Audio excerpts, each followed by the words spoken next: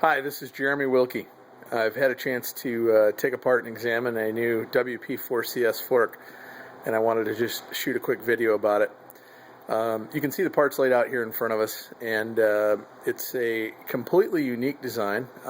It borrows different elements from different suspension designs that have previously been used.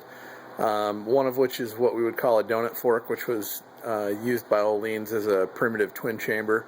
And then it also has something out of the MX Tech playbook that I'm pretty flattered to see, and that's a type of speed-sensitive bottoming control.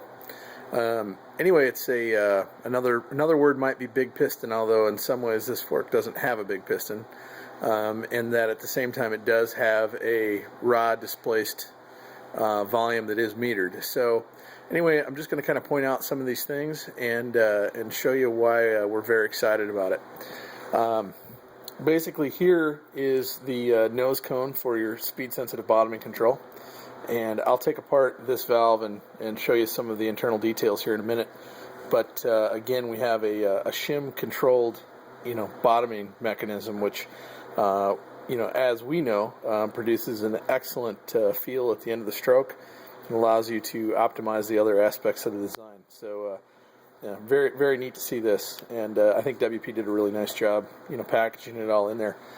As far as the key features, one of the issues with twin chamber forks typically is that there's let's say a large frictional value associated with the IC piston mechanism. And one of the ways that WP dealt with this is they're actually going with a really small rod. It's much smaller even than like a 10 that you would see in some of the earlier twin chambers, and what that means is there's a low volume exchange, and so you can have a relatively stiff IC mechanism, but at the same time have very low piston movement, so frictional forces are minimized. It's got a cool little thing right here. If you see it, that's basically like a cutaway that allows the fork to equalize its pressures at the top of the stroke, and that way, if it does gain fluid, there's no explosions or anything like that. It will literally, balance itself at the top of every stroke.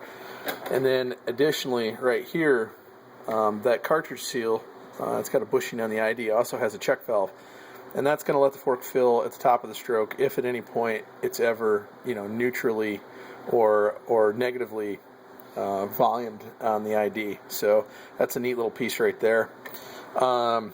Anyway. Fairly traditional mid-speed valve and rebound. Of course, it's got a check valve mechanism in there that isolates the compression side from the rebound side.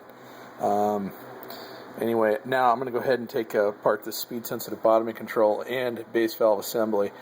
And, we see a lot of neat things coming on this. This is literally our first cut at this fork, but we've got a couple ideas right away. So, neat to see what WP's doing.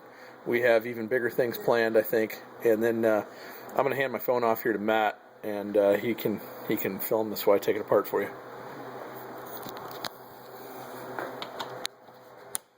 Okay, so I've got this stuff, pretty loosened. Here's basically your cylinder for your hydraulic bottoming control, and speed-sensitive hydraulic bottoming control. All right, on the back side of this thing, this is literally a compression valve, and right here is a check valve mechanism. So the OD of the shims basically seal up against this thing tightly. As the hydraulic pressure builds in here, the shims deflect, creating area. But on the return stroke, basically, these pop completely open and allows for unencumbered backflow. So that's a really smart design. Now, here is your base valve.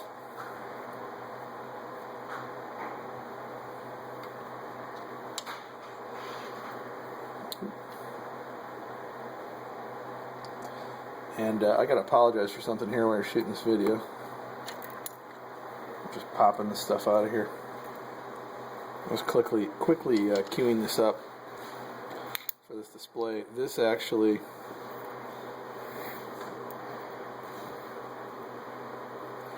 you can see one of the things that's going to be really challenging is there's so many different circuits in this fork. It's going to present a lot of tuning options, and I think that's going to be pretty intimidating. But here's the actual shim stack as it would be on the hydraulic bottoming control. And then underneath that, we have basically our base valve assembly. WP went all out with a new compression valve on that. And then on the back side, there's a check valve too. It's pretty hard to see, but it's there. It allows for normal backfilling.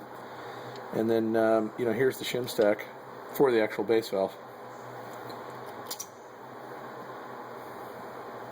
I'll put all this back together.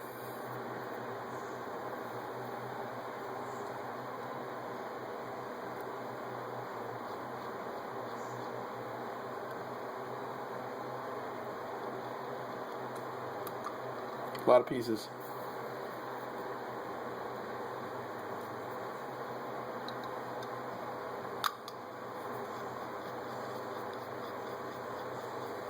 Okay.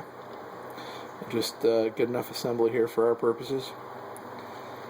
So that's that. Again, a neat design. Thank you very much for watching. We're going to have a lot of stuff. You'll be seeing solid models and more information posted on the MX Tech website.